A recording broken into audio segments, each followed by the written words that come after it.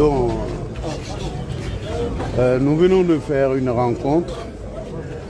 Nous avons entendu les mesures adoptées par les chefs d'État de la CEDEAO.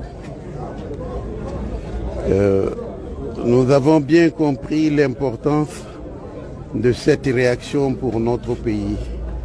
En réalité, il s'agit de nous mettre sous embargo.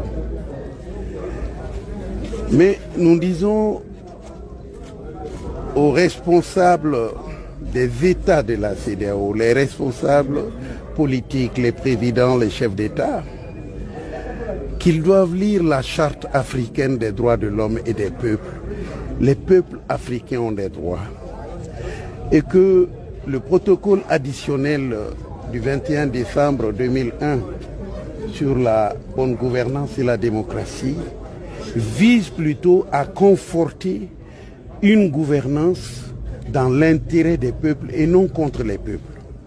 Dans la situation du Mali, la CEDEAO a été bien informée de toute la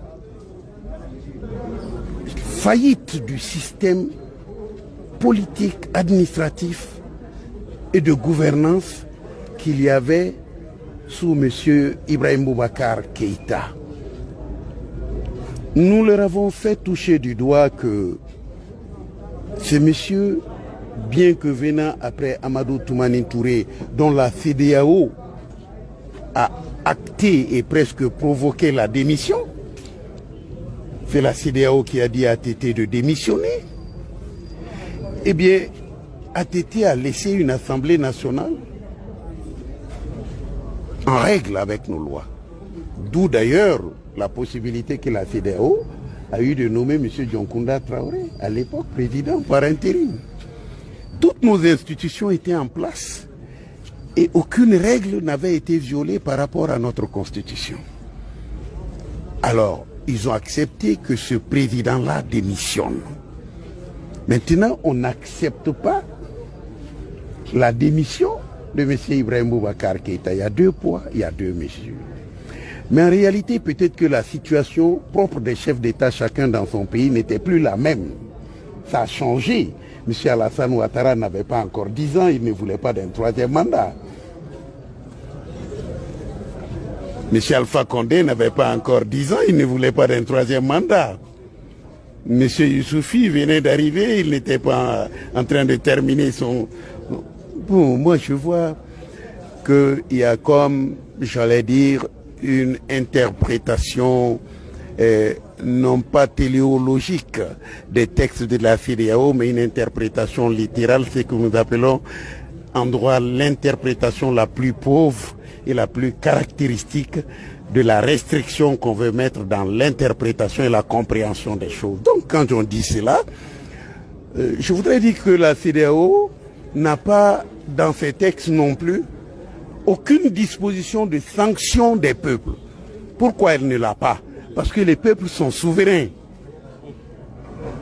Les peuples sont souverains. Par contre, la CEDEAO a, en l'article 45 de ce protocole additionnel, la possibilité de sanctionner les gouvernements qui n'arrivent pas à faire la bonne gouvernance.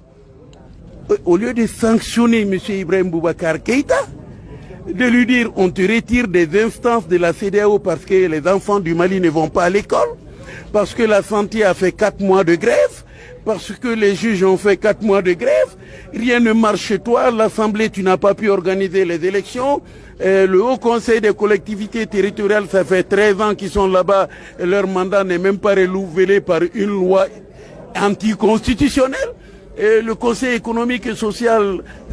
Ton Premier ministre n'a même pas fait de déclaration de politique générale. Au lieu de dire ça, M. Ibrahim Boubacar Keïta, pour lui dire, c'est vous qui êtes le symbole de la mauvaise gouvernance, donc ne venez pas à nos réunions. Ils sont prêts à faire une visioconférence avec M. Ibrahim Boubacar Keïta, le plus mauvais élève de la CEDEAO.